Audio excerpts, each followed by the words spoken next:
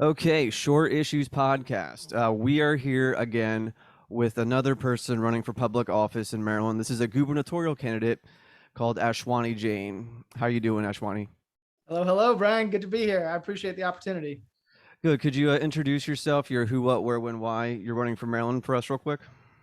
Absolutely. So my name is Ashwani Jain. I use he, him pronouns. I'm a 32-year-old cancer survivor who's also a son of immigrants.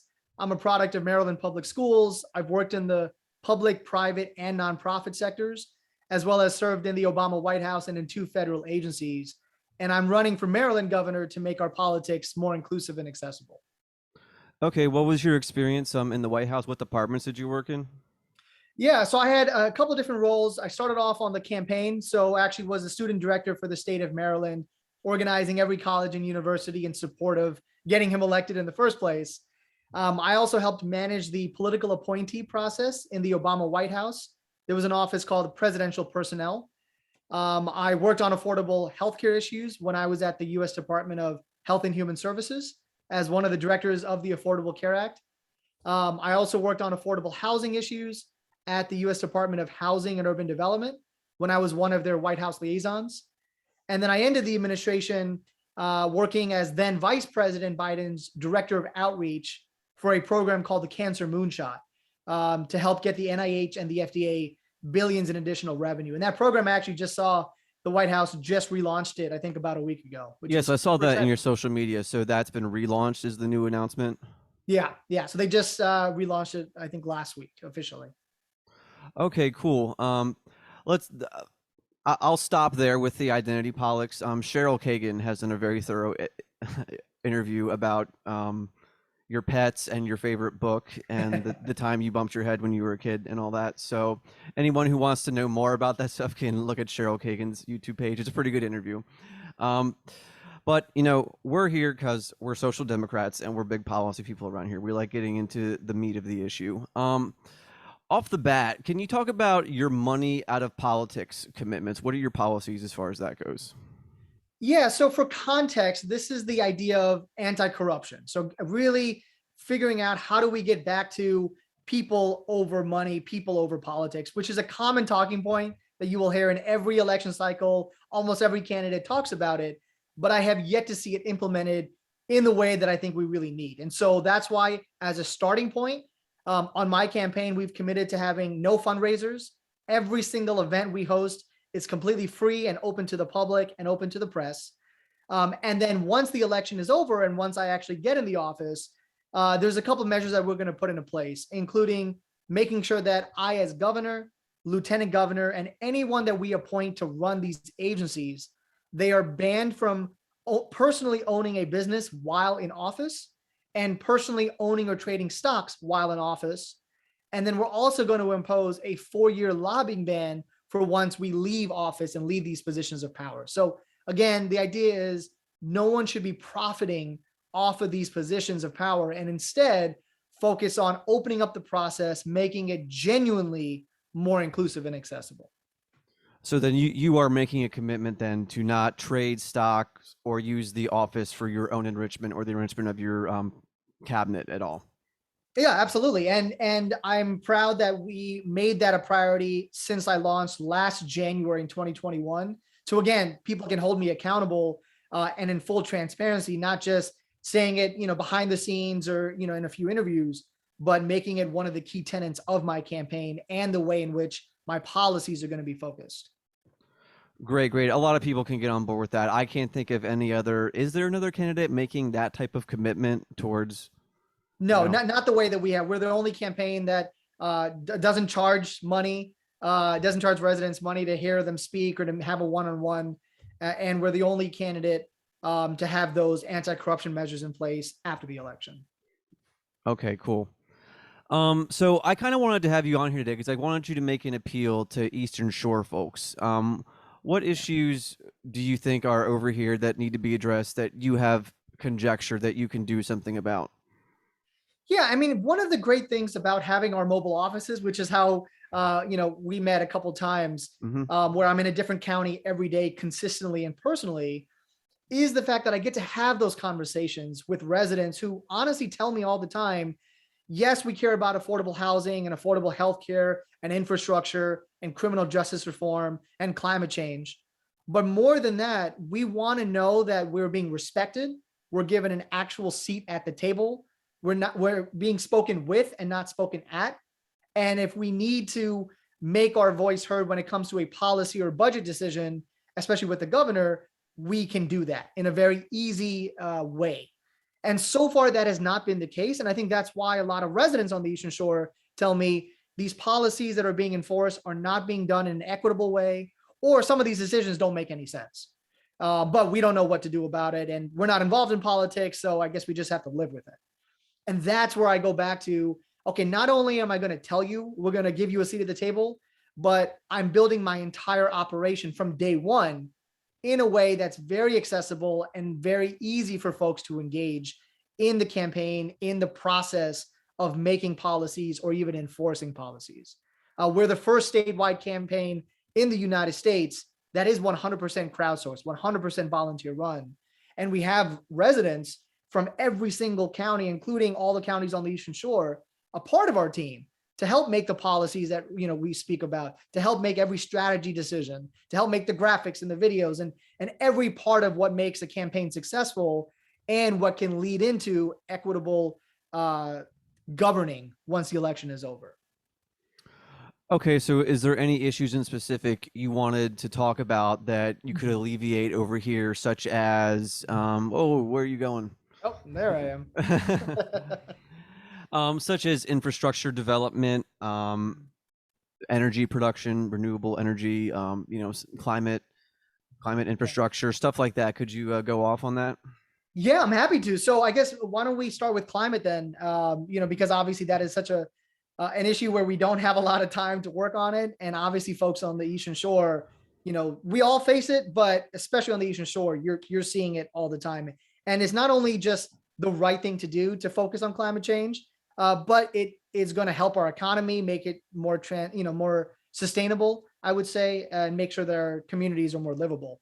So that's where I talk about everything from reforming our Commission on Environmental Justice, for example, so it has better geographic representation, diversity on it, and also making sure that we put a ban on anyone who's worked in the fossil fuel industry from serving on that board, making sure that we stop subsidizing trash incinerators and paper mills at the state level, making sure that we invest in solar by having, starting with the state government buildings, solar panels on our roofs, making sure that we have more net zero energy buildings, making sure that we're redeveloping brownfields, which are essentially old landfills that are too polluted to generate revenue, but they would be great to have an entire solar field, which would again generate clean electricity.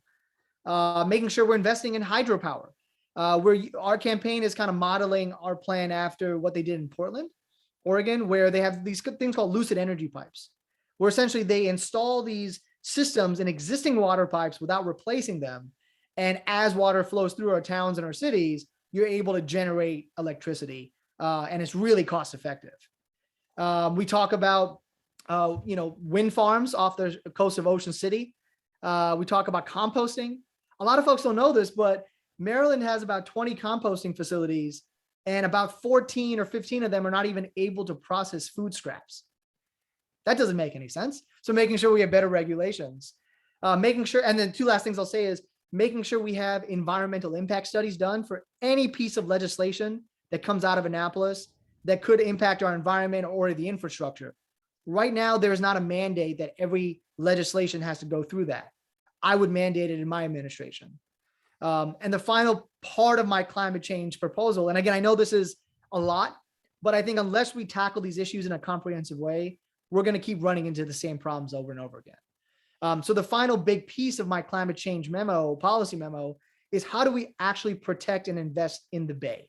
I talk about increasing the frequency of poultry farm inspections, limiting the use of poultry manure altogether, investing in stormwater detention systems, and really focusing the budget on oyster restorations, which are great to filter water and kind of reduce some of the pollution that is being caused. So I think if you look at those issues in a comprehensive way, I think that's how we can really move the needle forward. Okay, you literally read my mind because I was about to ask you about regulating and enforcing the poultry pollution situation. Yeah. And actually, the newest development is apparently the NGO group Shore Rivers and Dorchester Citizens United, whatever it's called, are suing Valley Proteins for their pollution Yeah. through MDE. So, yep. So, thank you for answering that in front of me. Kind of leading off of the poultry agriculture, can you talk about your agriculture policies in general? I've seen you written an article about that on your site, so I was kind of hoping you could go over that for us, Yeah, absolutely. I mean, it's a huge economic booster for us, and a lot of the especially on folks, the Eastern Shore. You know, especially on the Eastern Shore, right? It's a way of living. It helps the economy. It helps the rest of the state get food. And I always frame it in the context of these are small businesses. At the end of the day, these are small businesses, and so I want to create a new office of innovation within our current Department of Agriculture to share best practices, build more coalitions. I support right to repair laws, which make it essentially less costly for farmers to repair broken equipment.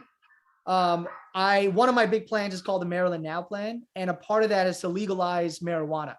And so I want to make sure that those in the agricultural industry get to benefit from hemp cultivation and making sure they have access to these new revenue streams. Unfortunately, it is costly to buy these new machines to actually cultivate hemp. And so that's where I would expand our enterprise zones and essentially offer tax incentives to these small businesses so that we can not only, cultivate hemp and marijuana in a much more efficient way, but also give more people access to this revenue stream. I talk about regional farming, making sure we have more local transport facilities, which obviously make it easier to deliver products. Investing in more land mortgage banks to allow easier access to low interest business loans, and also enforcing certain agricultural zoning laws to really prevent overdevelopment or even development on some of our lands. And then the final piece of this is going back to what I mentioned about climate change, because it does impact every part of our society. so you're telling me that you want to see more outdoor marijuana grows on the Eastern Shore? I want to have the farmers have the opportunity to cultivate hemp if they so choose. If they choose to. So Yeah. leading to there is a higher ceiling for the amount of marijuana. Okay, I'm all for that. So I'm just and drunk on a dream. Well, I mean, see, right, one of the things is when you see other states that legalize marijuana, you get these big companies to come in and they're reaping all the benefits of the revenue streams. But then some of these, smaller businesses, some folks, who have farmlands who, may be interested, they just kind of get priced out or kind of get lost in the shuffle. And so I wanted to be very sincere and mindful to not have the same mistakes repeated. Okay, right. Um, okay. What do you think about investing in? Okay, yeah, maybe we should talk about the Maryland Now plan because that's a Yeah. big part of your thing, and Yeah. that'll kind of bleed into some other categories. So, can you open that up? Yeah, absolutely. The Maryland Now plan, it has 5 different parts to it. It's going to eliminate the state income tax for 95% of Maryland workers, make Maryland the first state to make public transit free where it's already accessible, create the nation's first guaranteed jobs program, legalize marijuana and expunging records. And then the final piece of that is getting money out of politics, which we obviously touched on earlier. We opened with that. But I Yeah. think that's a really tangible way to look at all of our issues in a comprehensive way, make sure folks have more disposable income, a reduced cost of living, and access to good jobs, as well as reducing some of the racial inequities that we found in our society. Okay. So you can extend public transport and guaranteed jobs program and all that out to people on here on the Eastern Shore. Yeah. So in terms of the eliminating the state income tax, that's, everyone on the Eastern Shore is already looped into that plan, the guaranteed jobs program as well, legalizing marijuana, expunging record as well, and money out of politics. The only tricky thing is the free public transit, because obviously on the Eastern Shore, as it is the same case in Western Maryland, there's not a lot of current public transit available. And so this particular plan, what it looks as is what is currently available to the public, making that completely free of charge. And then separately making sure that we're expanding public transit to the Eastern Shore and Western Maryland or even Southern Maryland, for example. So that is technically a separate plan, but it all does tie in together. Yeah. So transportation in Maryland, on the Eastern Shore in general, is a big issue because the Bay Bridge is a big issue, and our infrastructure is some of the worst in the country. We're in like the worst 10, and in particular, we're like number 2 for longest commutes. I think I have an article I saw that in here. Um, and so I assume then for that reason, you're pro red line, pro purple line completing in Baltimore City, for example. Yeah, exactly. And again, looking at the issue comprehensively, right? So I think we also need to look at smart growth and mixed use development, making sure that whenever we are building our towns and our cities, not just focused on single family housing, but multifamily housing, and where transit is already available, making sure we build near transit, making sure that we also have expansion of MARC train services, again, where it's accessible. And as you mentioned about the Bay Bridge, right? How do we sustainably expand the Bay Bridge? So here's kind of my thought process. Great question. I'm glad you said that. I want to get into this. Yeah. Yeah, absolutely. So we need to reduce traffic, and we need to help residents and businesses who are on the Eastern Shore. Now, at a macro level, it has been proven time and time again that whenever you build more roads, whenever you build more bridges, it doesn't really reduce traffic too much in the long term, right? Because demand only increases. It increases the reliance on those infrastructures. And it increases reliance. But at the same time, we also have to look at the realities that right now we have residents and businesses and communities on the Eastern Shore that are cut off, and they suffer too much time in traffic, needlessly. So that's why I would require, number one, more impact studies done for any of these kinds of bills, which we spoke about earlier. Number two, looking at the current impact study that was conducted for the Bay Bridge expansion, they looked at all these different options of what's the most feasible, what's going to have the least harm on our environment, what's going to benefit our communities the most. And that they came down to this conclusion of, okay, we're going to have a single structure, which has 8 lanes. And I think that I support that. I think it makes sense. I would, however, make 2 requirements. Number one, that we are making sure that we have at least 1 or 2 of those lanes be designated for either bus and or HOV lanes, again, to encourage more folks commuting together, or whenever we're able to expand bus services, making sure that we have that ready to go. And also making sure that we have access roads on both ends of the bridge, and invest in that so that communities, especially right around the bridge off ramp, are not being, kind of forgotten about.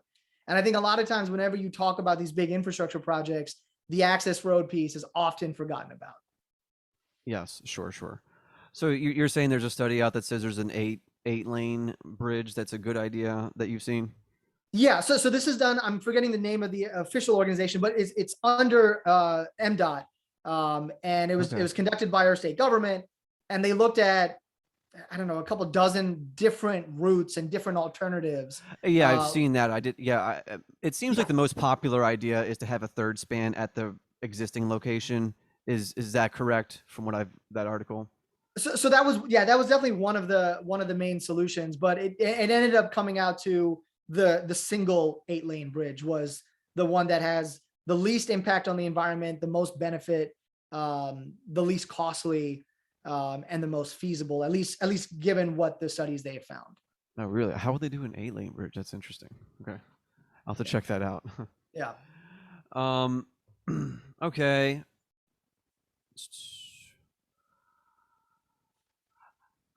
How are you going to pay for it? Absolutely. Pie in the sky, lefty boot. Come on. Yeah. How are you going to pay for it? Yeah, I mean, so for all of our policy proposals on the campaign, we fully paid for everything in short-term and long-term measures. Everyone can go to my website, janeforgovernor.com, and look at that. So again, hold me accountable. But there's a couple of different things I'll say. So generally speaking, whenever you talk about any of these policies, we have to understand that we actually have a lot of money in our budget, and we also happen to be in a budget surplus right now. The issue often comes down to, how are we allocating the money that we have? And that's where I go back to this idea of, if you have elected officials that either don't have similar lived experiences to majority of Marylanders or the constituencies that they're trying to serve, and or if you don't include those constituencies and residents in the budget process, in the electoral process, in a very easy way, then you're going to find things like the purple line, the red line being canceled. You're going to find things like public education not being funded in zip codes that are in rural communities or in low income communities.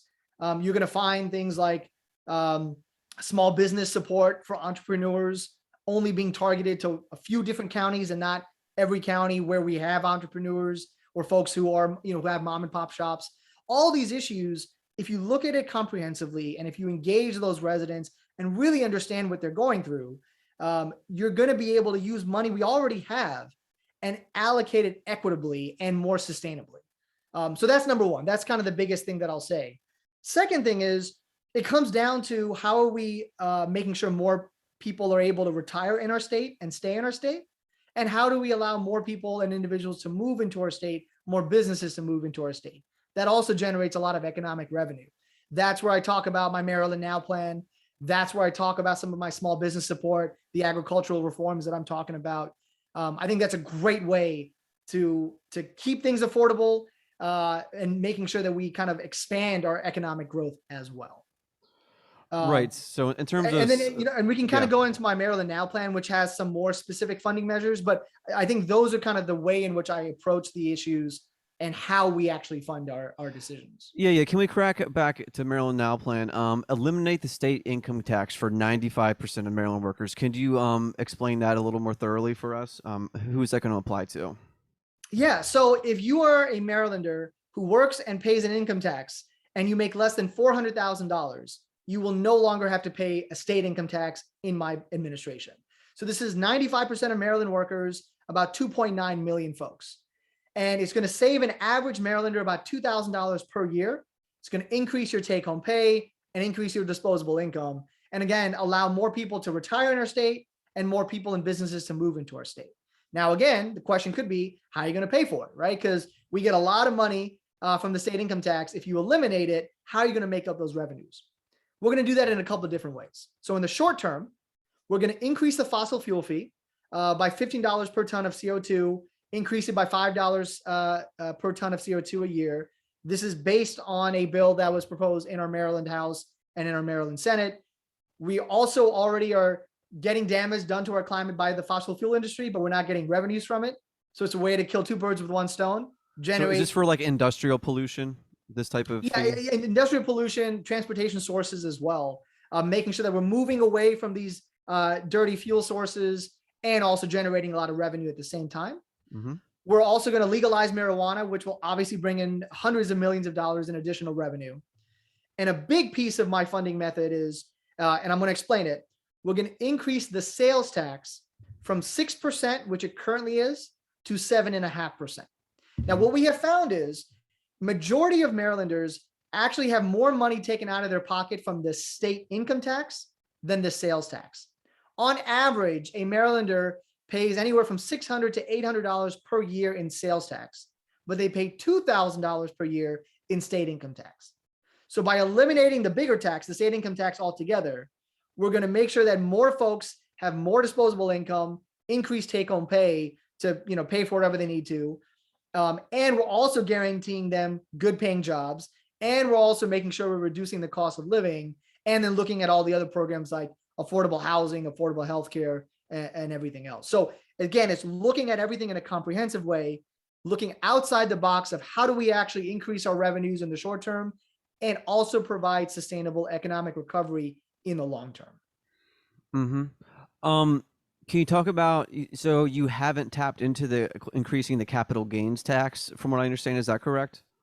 So that is something we're looking into, but number one, we want to make sure we're not increasing property taxes. Number two, we want to make sure that any individual, for example, who is earning revenues from stocks or any of those kind of investments, they now have to pay their fair share. We're also looking into, You're saying taxing assets type of thing? Taxing assets okay. for the wealthiest, and also making sure that if you're a big company that is generating revenue off social media ads, that you're being taxed on those ads as well, which right now is not a guarantee. And then the final piece of, in terms of making sure everyone pays their fair share, is making sure that if you are a company that is receiving goods from out of state, making sure those goods are also taxed. So again, just making sure that everyone's paying their fair share. So that not only, again, this will also help us generate revenue, but it also will make our tax system much more equitable. Okay. Can you talk about the Guaranteed Jobs program a little bit? Could you open that up?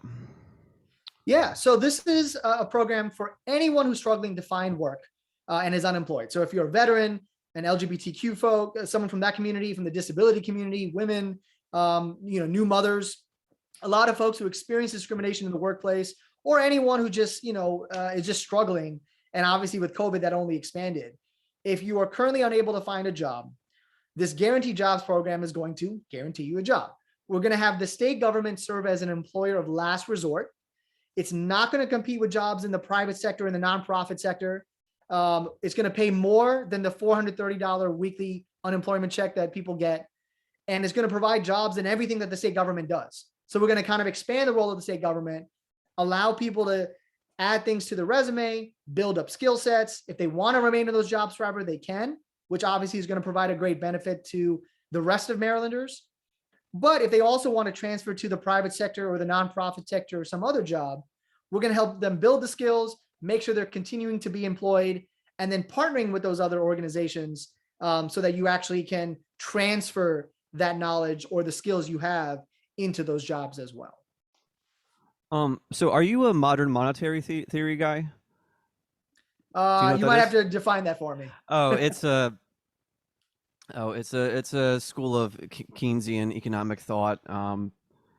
Like Stephanie Kelton is a particular. She wrote the book called The Deficit Myth. Anyways, MMT people are real big on full employment, which, as you know, the Federal Reserve is not in favor of full employment as part of our natural functioning of our economy. Anyways, but like, no, some of the policies that you're talking about are very in line with that type of thinking. So I was wondering if you were familiar with that at all.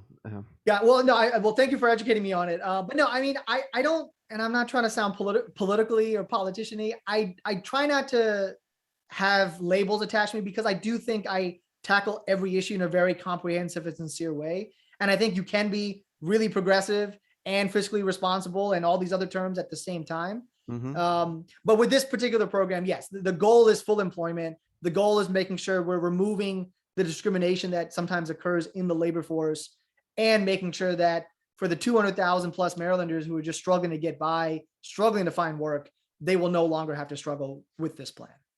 Okay. All right. So I know you have to run soon. So could you shout out your socials, where people can find you and find more information about you?